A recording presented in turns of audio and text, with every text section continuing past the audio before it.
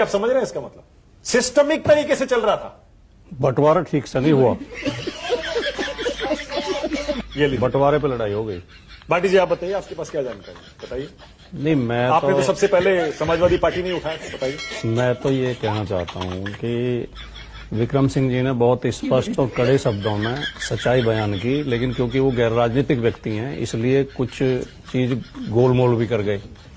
उसे मैं क्लियर कर देता हूं। जो मुख्य अभियुक्त के तौर पर सामने आ रहे हैं, जिन पर मुख्य आरोप हैं, जिनकी देखरेख में ये सारी चोरी और डकैती हुई है, उनमें सबसे प्रमुख है चंपत राय। दर्जनों उदाहरण ऐसे हैं कि जब किसी चोरी की शिकायत चंपत राय जी से की गई तो शिकायत करने वाले को हटा दिया गया। ईंटों में चोरी हुई, शिलाओं में, जमीन खरीद में घोटाला हुआ, निर्माण के ठेकों में 40% कमीशन लिया गया, जेवर, सोना, चांदी, हीरे जवाहरात गायब कर दिए गए, कैश में चोरी हुई और लगातार शिकायतें की गई और जिसने शिकायत की उसको हटा दिया गया। तो सबसे बड़े चोर चंपत राय। क्या सीन है। चंपत राय कौन है? विश्व हिंदू परिषद के आदमी है। मैं नहीं मानता। दूसरे अनिल मिश्रा कौन है? विश्व हिंदू परिषद के आदमी है। गोपाल राव कौन है? विश्व हिंदू परिषद के आदमी है। गोविंद जी कौन है? विश्व हिंदू परिषद के आदमी है। अरे बस कर, रुलाएगा क्या? ये चार मुख्य संदेह है इनके ऊपर, और विश्व हिंदू परिषद का आदमी बैठ के आपके शो में कह रहा है भाई इस पर राजनीति मत करो।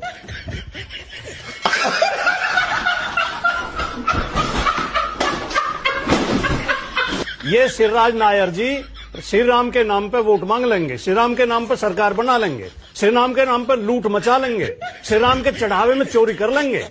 विपक्षी पार्टी इसका मसला ना उठाए, वो राजनीति हो जाएगी। मजा आया, और मैं ये जो मजा है हिंदुस्तान के हर व्यक्ति को देना चाहता हूं। और मानक जी बहुत जिम्मेदारी के साथ कहना चाहता हूं, ये एसआईटी जांच के लिए नहीं बनाई गई है, ये लीपा पोती के लिए बनाई गई है।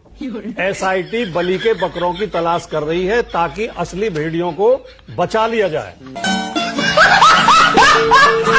एसआईटी टिन्नू यादव जैसे ड्राइवर, चौकीदार, चपरासी 2-4 को फंसा के असली भेड़ियों को बचा लेगी। टिन्नू यादव दोषी है या नहीं? और जिस तरह टिन्नू यादव भी दोषी है, टिन्नू यादव 5 करोड़ की कोठी बना ली। अयोध्या में पहली ऐसी कोठी बनी है जिसमें लिफ्ट लगी हुई है। एक ड्राइवर जिसे 12,000 रुपए सैलरी मिलती थी, उसने कहां से बना ली? इनकी आंखें फूटी हुई हैं क्या, जो आज नैतिकता की बात कर रहे हैं बैठ के, और जो दूसरों को उपदेश दे रहे हैं? मतलब मुझे तो वो याद आता है कि अपील भी तुम, दलील भी तुम, गवाह भी तुम, वकील भी तुम, जिसे भी चाहो हराम कह दो, जिसे भी चाहो हलाल कर दो।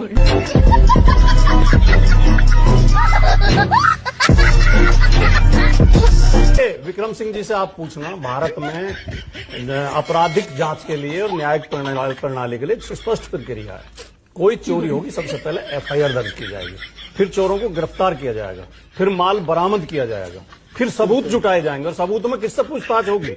गवाहों से, जो ये बता सके कि इन्होंने चोरी की है। यहाँ क्या हो रहा है? न तो एफआईआर हो रही है, न चोर गिरफ्तार हो रहे हैं, उनकी पहचान हो गई है। चोरों से ही पूछताछ करेंगे एसआईटी जाके। श्रीमान चोर जी ये बताइए कि अब हम कैसे आगे बढ़े?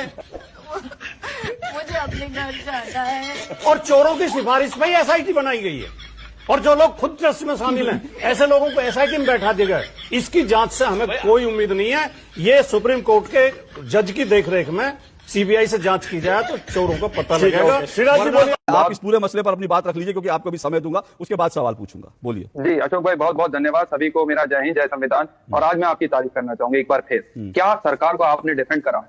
मैं जानता हूं कि आप जितने अच्छे निष्पक्ष पत्रकार हैं और सरकार के लिए आप जितने निष्पक्ष हैं, मैं आपको सलाम करता हूं। इसीलिए मुझे शेर याद आ गया आपके ऊपर, कहिए तो सुना दो कि सामने वाले को हल्का जानकर भारी हैं आप, आपका म्यार देखा कितने म्यारी हैं आप, उफ तलक करते नहीं जिले इलाही के खिलाफ, दरबार की आदत है आपको, दरबारी है आप साहब। आपने बड़ा विपक्ष के ऊपर बेहतरीन हमला बोल दिया आपने। हालांकि सवाल जो है सत्ता पक्ष से होना चाहिए, चलिए वो नहीं कर पाएंगे। और एक संस्था है साहब, राष्ट्रीय स्वयं सेवक संघ, जिससे आप भी हो सकता जुड़े हों। राष्ट्र का नाम लेकर के स्वयं की सेवा करने वाले लोग आज जिस तरीके से चंदा चोरी कर रहे हैं, दान चोरी कर रहे हैं, उनके लिए तो कोई अल्फाज नहीं निकला। ये पूरी कमेटी बनाई किसने थी? और आज ईडी, सीबीआई, इनकम टैक्स, जो निष्पक्ष जांच एजेंसियां हैं, ये खामोश बैठी हुई बचा रही हैं उन दान चोरों को। और जो लोग बचा रहे हैं वो कौन लोग हैं, वो तो आप भी जानते हैं। विपक्ष ने क्या करा? विपक्षी नेता नहीं गए मंदिर के दर्शन को। अशोक श्रीवास्तव का खून खोलता है बहुत। एनडीए के कितने नेता गए? चंद्रबाबू नायडू गए, एआईडीएमके से आपका गठबंधन था, उनके नेता गए, और जितने नीतीश बाबू के सरकार के अंदर लोग हैं वो सारे मंत्री हो आए। इनके कितने लोग गए? अभी गजेंद्र भारद्वाज जी ने कहा आदरणीय गृह मंत्री जी नहीं गए, और सवाल आप विपक्ष से पूछ रहे हैं। और कुछ तो नैतिकता होगी ना, कुछ तो चंदा चोरों के लिए इतना दिल में रह करके मोहब्बत क्यों पैदा हो रही है? अरे चोर चोर होता है, जिसने चोरी करी है उसके लिए एसआईटी, ना ईडी, ना सीबीआई, ना इनकम टैक्स, और विपक्षी नेता उनके ऊपर झूठे आरोप, मुर्गी चोरी, बकरी चोरी, बोतल चोरी, उनके लिए आ जाएंगे। अरे नहीं,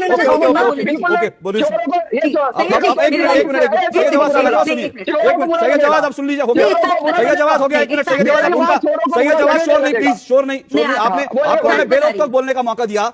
अब जो है आपके चेहरे से नकाब उतरने का वक्त है, तो जरा वो भी ध्यान से सुनिए। मैंने आपको धैर्य से सुना। चारू जी आ रहा हूं, चारू जी आप ही को मौका दे रहा हूं, उसके बाद मैं सैयद जवाद के चेहरे से नकाब उतारूंगा। बोलिए जी। धन्यवाद। मैं क्योंकि सैयद जवाब ये बोल रहे हैं कि कहां गई सीबीआई, कहां गई ईडी, तो मैं इनको याद दिला दूं कि एक पूरा झूठ बनाकर सुप्रीम कोर्ट में जाकर आपने यही कहा था। आपको पता है सुप्रीम कोर्ट का ऑब्जर्वेशन क्या था? सुप्रीम कोर्ट ने अभी 2 दिन पहले ये कहा है कि एसआईटी अपना काम सही तरीके से कर रही है, उस काम को जारी रहने दीजिए, ये कहा है सुप्रीम कोर्ट ने। तो आप प्लीज इस तरीके के सुनिए सैयद जवाद की आवाज बंद कीजिए, क्योंकि सैयद जवाद को, सैयद 1 मिनट बंद कीजिए आवाज सैयद जवाद की। सैयद जवाद सुनिए 1 मिनट, जब आप बोल रहे थे किसी ने नहीं टोका, और अगर हिम्मत है